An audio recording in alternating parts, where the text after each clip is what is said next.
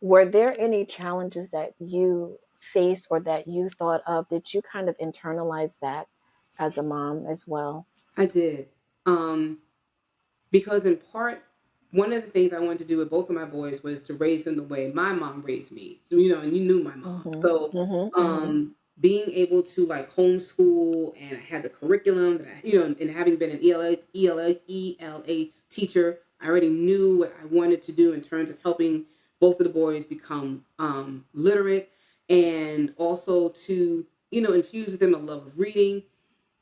But then realizing that Maceo learns differently and needs different supports, and at the time I didn't know what those supports were. I did feel like such a failure. Um, and it wasn't with not having love and earnest and passion, but I just didn't have tools. Like, how do I navigate helping this Mhm. child learn, feel affirmed, and feel deserving of a rightful place in this world? And as I'm sure you've experienced, then advocating for them within academic settings like school.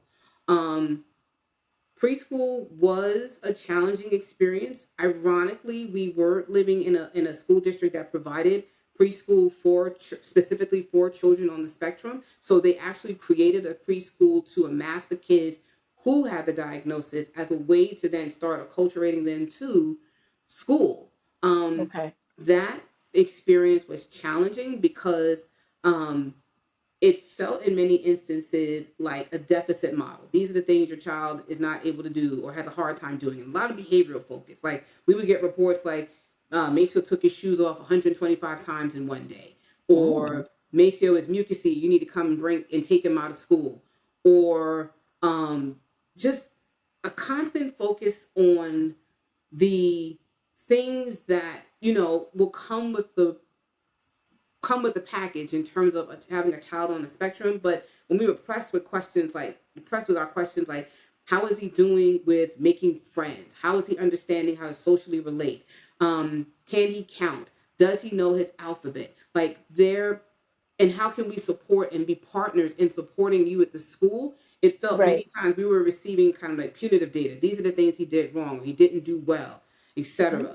Mm. And it didn't make for a very positive experience. We were fortunate that we had two therapists, one who was his speech therapist and one who was his ABA therapist, who provided like affirmation, love, kindness, demonstrated ambition in supporting him, high expectations. If he didn't necessarily meet a benchmark, then they would redirect and then scaffold him to be able to achieve those benchmarks, incorporating Keith in the process to support him as a brother, supporting his sibling who's on the spectrum. And so those years were challenging in terms of navigating the diagnosis and getting the support, and Mhm. also becoming culturated to the institution of school. But at the same time, anyone who meets Maceo, you also see one of the most loving, wonderful children you could ever meet in life. And I'm not just saying that Mhm. because he's my son. He is, in many respects, a light in the world. Mhm. And so we had to learn to also love him on his terms. The things he does, his smiles. He loves water and loves water play. Um, the ways in which he may stem, orally or needing like kind of sensory input. So he loves hugs. A funny thing did happen, and I say funny looking back now, is that Maceo, Mhm. as in the case with many children, did not sleep through the night. So at that time, he Mm. was like around 2, and the only way he would go to sleep at night is if I literally laid his head on my chest. So him feeling like my heartbeat would help him sleep. Oh, So wow. sometimes I'd have to get him, go in the living room so that we wouldn't disturb other people, like Keith and Kerwin. And I Mhm. would just Mhm. lay on the couch and lay him on my heart, and then he would fall asleep. And that nocturnal inconvenience, if you will, was actually one of the ways I learned the importance of bodily bonding with my Mhm. child, Wow. in an unspoken language that we do even to this day, with lots of hugs and kisses and affirmations.